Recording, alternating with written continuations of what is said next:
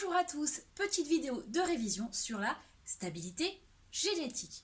Pour bien comprendre ce qu'est la stabilité génétique, il y a plusieurs étapes. Pour cela, pour cette vidéo, on va suivre un plan. On va suivre celui-ci.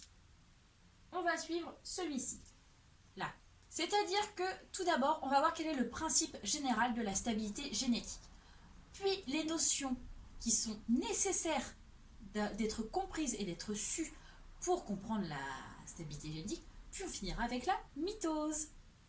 Le principe de la stabilité génétique, c'est que toutes les cellules qui nous composent, quand elles se multiplient, il faut que les nouvelles soient exactement identiques à la précédente. La stabilité génétique, c'est juste ça, que chacune de vos cellules soit exactement identique. Ce qui nous fait arriver au deuxième point, les différentes notions à connaître. La première notion à connaître, c'est celle de caractère. Un caractère, qu'est-ce que c'est? Ce n'est pas si vous êtes gentil, si vous êtes généreux, si vous êtes casse-pied, si vous êtes agressif. Ce n'est pas ça un caractère en génétique. Un caractère en génétique, c'est une caractéristique soit physique ou physiologique qui nous définit. Un caractère physique, ça peut être la couleur des cheveux, la texture des cheveux, la couleur de la peau, la texture de la peau, tout comme celle des yeux, de la bouche, toutes ces choses-là, la forme du nez, la forme du visage. Toutes ces choses-là, ce sont des caractères physiques. Un caractère physiologique, c'est comment fonctionne votre organisme. Est-ce que quand vous voyez une frite, vous prenez 1 kilo, à l'inverse, vous mangez 1 kilo de frites, vous ne prenez pas 1 gramme? Est-ce que vous digérez bien le sucre? Est-ce que vous digérez bien le gluten? Est-ce que vous digérez bien le lactose? Tout ça, ce sont des caractères physiologiques. L'ensemble des caractères qui composent un individu, c'est ce qu'on appelle le phénotype.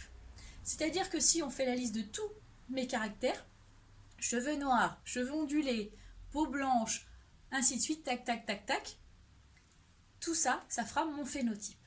Le phénotype qui est donc à moi ne sera pas le même que celui de quelqu'un d'autre. Il y aura des similitudes, parce qu'on peut avoir des caractères en commun, mais chaque phénotype est différent.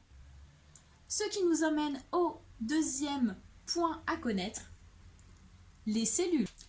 Les cellules, normalement, ce ne sont que des rappels, car vous avez dû voir ça en 6e.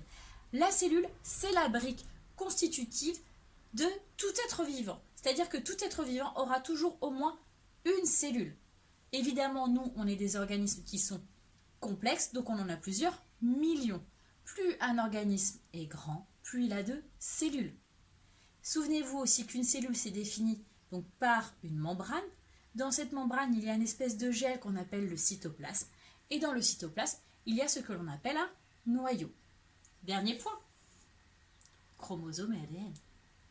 Alors l'ADN, vous avez entendu parler de ça depuis longtemps, on en entend partout, on en entend, c'est l'ADN du foot, de ce club, c'est l'ADN qui répare grâce au shampoing. Mes phrases ne veulent rien dire, mais vous avez compris le principe. On en entend parler partout. Mais l'ADN, qu'est-ce que c'est? Déjà, l'ADN, c'est un sigle qui signifie acide désoxyribonucléique. Gardez-le en société, je vous rappelle, ça fait toujours bien. Donc l'ADN est compris dans un noyau de chacune de vos cellules. Cet ADN, c'est la base, c'est l'origine de vos caractères. D'accord? Donc, si chacun a des caractères qui sont uniques, chacun a un ADN qui est unique, ce qui semble logique.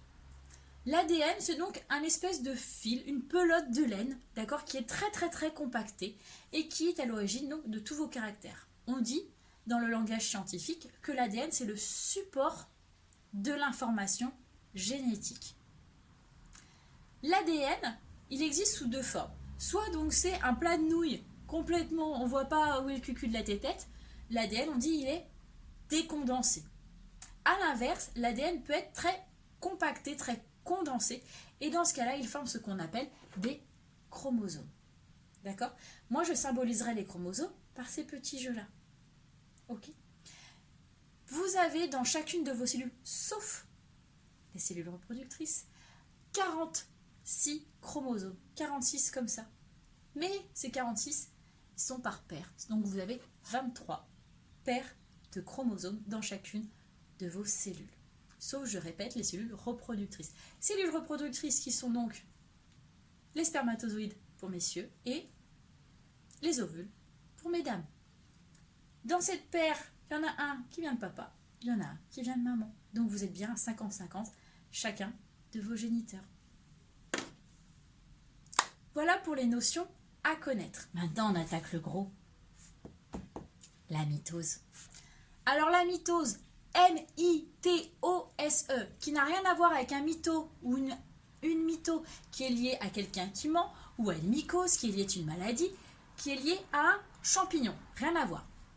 La mitose, c'est donc le processus génétique qui permet la stabilité génétique. Ah, super phrase. C'est-à-dire que c'est un mécanisme qui permet que lorsque votre cellule, en forme de nouvelle, elle soit exactement identique. Il y a deux grosses étapes dans la mitose. La première, la duplication. La duplication, c'est-à-dire que vos 46 chromosomes sont multipliés par 2 pour qu'ensuite il y ait bien exactement le même nombre de chromosomes dans chacune des cellules.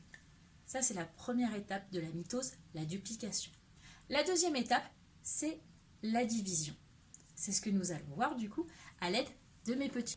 Je ne peux évidemment pas vous faire observer 46 chromosomes, donc on va étudier seulement 2 paires de chromosomes, la paire de chromosomes bleus qui est ici et la paire de chromosomes rouges qui est ici. Et on va regarder du coup la mitose d'une cellule contenant ces 2 paires de chromosomes.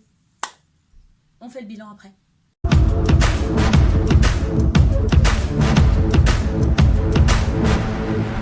I've been having this vision. I've been having this vision. Breaking out of these walls. Busting out of this prison. Either rise or you fall. I'm on a mission. Bringing my dreams to fruition. I ain't playing at all. Bring out the body bags. I'm about to kill them. Deliver them to the mortician. I gotta do what I gotta do. Mess with my face. Black in my face. I gotta do what I gotta do. I pray to God. He never came. J'espère que maintenant la mitose c'est beaucoup plus clair pour vous. Gardez bien en tête pour comprendre la mitose. Il faut bien se souvenir qu'une cellule donne exactement 2 cellules identiques entre elles et identiques avec la cellule de départ. Comprendre la notion de caractère, savoir qu'un caractère peut être héréditaire et donc se transmettre ou non héréditaire et il n'appartient qu'à vous, mais aussi vous avez aussi les caractères qui appartiennent à l'espèce. Ainsi, bien comprendre la notion d'ADN et de chromosomes. Je reste à votre disposition si vous avez des questions et je vous dis à très bientôt. Au revoir mes petits.